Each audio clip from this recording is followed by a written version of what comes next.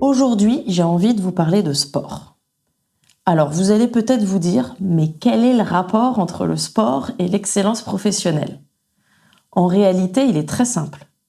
Quand je discute avec des dirigeants, des entrepreneurs, des managers, et qu'on échange sur la performance, le développement ou l'équilibre, le sujet du sport revient systématiquement dans la conversation. Toujours. Et moi-même, j'en ai fait l'expérience très concrètement. Je dois vous avouer que si j'ai bien un regret dans ma vie, c'est d'avoir mis l'activité sportive de côté pendant presque 20 ans. J'étais focalisée sur mon business, les projets, les enfants, les obligations. Bref, la charge mentale était à son maximum. Je pensais à tort que le sport ne rentrait pas dans mon emploi du temps et que ça allait me prendre de l'énergie, me fatiguer, et surtout, ce n'était clairement pas une priorité. En réalité, c'est exactement l'inverse. Dès qu'on intègre le sport dans l'équation, les performances professionnelles augmentent et l'énergie devient beaucoup plus stable. Et puis, il y a eu un autre élément très concret. J'ai passé le cap de la quarantaine et là, je me suis dit très lucidement, ma cocotte, si tu ne fais rien maintenant, tu vas commencer à te détériorer. Le gros problème qui se posait à moi, et là je vais être très honnête avec vous, c'est que je suis une énorme fainéante. J'ai toujours préféré l'effort intellectuel à l'effort physique. Et surtout, je n'ai jamais pris de plaisir à faire du sport. J'ai donc toujours échoué dans mes différentes tentatives d'en faire régulièrement. Et pour moi, décider du jour au lendemain, je me mets au sport, c'était très, très compliqué. Je me suis donc dit que cette fois, il fallait que je fasse les choses autrement si je voulais vraiment que ça fonctionne. Et le déclic, ça a été de voir ce sujet non pas comme une question de motivation, mais comme une gestion de projet. Et ça, c'est ma spécialité. Je me suis donc posée avec une feuille de papier, un stylo, et je me suis dit, ma chère Joanne, il va falloir que tu te fasses chauffer les neurones pour trouver une manière de convaincre ton cerveau. Lors de cette réflexion, il y avait 2 questions clés. La bonne activité et la deuxième, de trouver le bon moment pour pouvoir la pratiquer. En effet, avec 2 enfants, un emploi du temps plein et de nombreux déplacements professionnels, il fallait que je puisse trouver un créneau réaliste et une activité accessible. Très vite, le constat a été assez simple. Le seul créneau possible, c'était le matin avant que toute la maison ne se réveille. Ce qui implique de se lever plus tôt. Pas très séduisant, certes, mais jouable. Deuxième contrainte, l'intensité.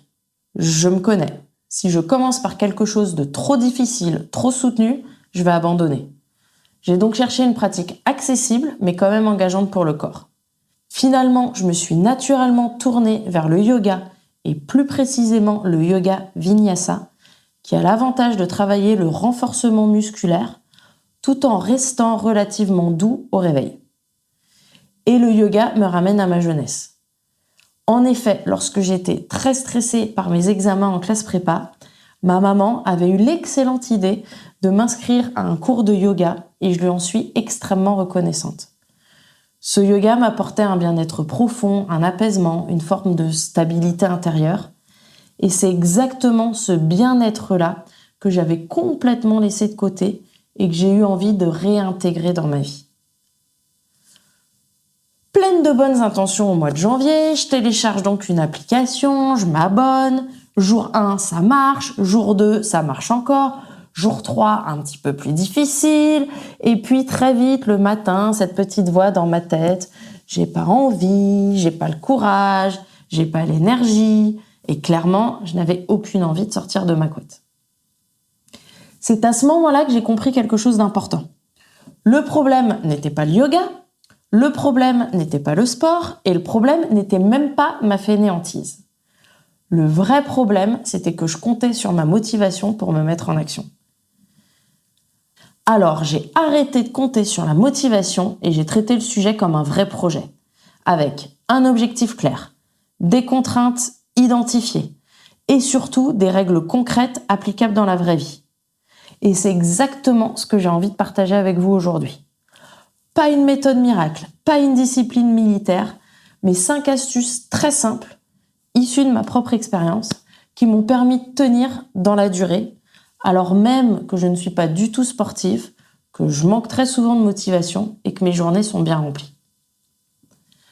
Astuce numéro 1, la carotte. Je me suis dit une chose très simple, si je veux tenir, il me faut une carotte. Sans récompense, sans plaisir associé, l'effort ne tient pas. La première règle que j'ai mise en place est devenue non négociable. Tant que ma séance de yoga n'est pas faite, je n'allume pas mon téléphone. Pas de mail, pas de message, pas de réseau. Cette règle est devenue sacrée. Mais surtout, j'ai aussi mis en place une vraie récompense. Je me suis imprimé un petit calendrier et à chaque séance réalisée, je coche une case. Et si à la fin du mois, toutes les cases sont cochées, je m'offre un massage thaï qui est mon petit plaisir pour me détendre et remercier mon corps. Et je crois que c'est là l'essentiel, c'est d'apprendre à se remercier quand on réussit à atteindre un objectif. Sinon, on n'en fait jamais assez.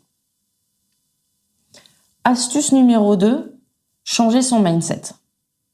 Si je voyais le yoga comme une contrainte de plus dans ma to-do list, ça ne pouvait pas fonctionner. Alors, j'ai changé totalement mon discours intérieur.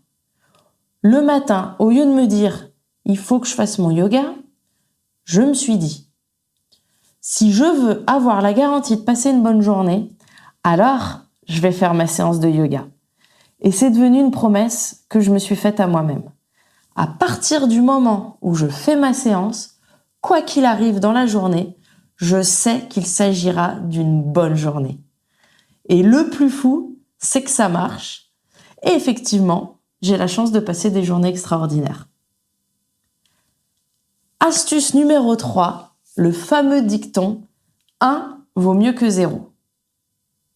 Si l'application me propose 20 ou 30 minutes et que je n'en ai pas l'énergie, je m'autorise à n'en faire que 5. 5 minutes, c'est toujours mieux que rien. Et dans la majorité des cas, une fois que le corps est en mouvement, je finis par faire 10, 15, voire 20 minutes. Et même si je m'arrête à 5 minutes parce que ce jour-là, j'avais pas le courage de faire plus, eh bien c'est déjà une victoire. 4e astuce très puissante. Pensez à l'après, pas à maintenant. Je m'interdis de réfléchir à comment je me sens maintenant. Parce que si je me pose la question, la réponse est toujours la même. Fatigue, flemme, excuses, froid, surcharge mentale. À la place, je me projette sur l'après. Comment vais-je me sentir une fois que mon yoga sera fait ? Énergisée, alignée et surtout fière de moi. J'ai aussi choisi une application qui récompense chaque séance par des points, des petites pastilles vertes. Ça peut paraître enfantin, mais pour autant, c'est extrêmement motivant. Et je suis toute contente à la fin du mois quand je vois toutes mes petites pastilles vertes sur le tableau. 5e et dernière astuce, rendre les progrès visibles. Comme je vous l'ai mentionné, j'ai imprimé un calendrier. À chaque séance réalisée, je coche une case. Ce calendrier, il est affiché en face de mon lit. Il me sert de levier de motivation pour me lever le matin et surtout, à la fin de la semaine, du mois ou de l'année, voir toutes ces cases cochées est incroyablement satisfaisant. Et c'est d'ailleurs souvent cette carotte-là qui est vraiment la plus puissante. Sur le chemin de l'excellence, la discipline est un pilier fondamental. Et la discipline sportive, quelle que soit l'activité choisie, développe votre sens de l'effort et surtout une relation beaucoup plus lucide à votre niveau d'énergie. Cette discipline-là se transfère ensuite directement dans vos projets professionnels. C'est pour cela qu'avec toutes les personnes ultra performantes avec lesquelles j'échange, il y a toujours une activité sportive quelque part dans l'agenda. Et cette année, je suis même allée encore un peu plus loin dans l'agenda, puisque j'ai ajouté le self-défense à mon emploi du temps. J'adore y aller avec mes filles, le mercredi, pour apprendre ensemble à travailler à la fois notre force physique, mais aussi notre force mentale. Et donc, si vous ne savez pas quel sport ou activité choisir, j'ai envie de vous dire, reconnectez-vous avec ce qui vous mettait en joie enfant. La danse, l'équitation, le roller, la marche, le tennis, le foot, peu importe. Et si la motivation est difficile, entourez-vous. Trouvez des buddies pour vous accompagner. À plusieurs, c'est toujours plus simple. Voilà ce que j'avais envie de partager avec vous aujourd'hui et j'espère que vous pourrez le mettre en pratique à votre tour. Un immense merci pour votre écoute lors de cet épisode. À présent, une réflexion s'offre à vous. Qu'allez-vous mettre en place dès aujourd'hui pour incarner l'excellence dans votre quotidien ? Si cet épisode vous a inspiré, je vous invite à le partager ou à déposer quelques étoiles sur votre plateforme d'écoute préférée. Au plaisir de vous retrouver prochainement sur le chemin de l'excellence. Je vous souhaite une merveilleuse journée ou soirée.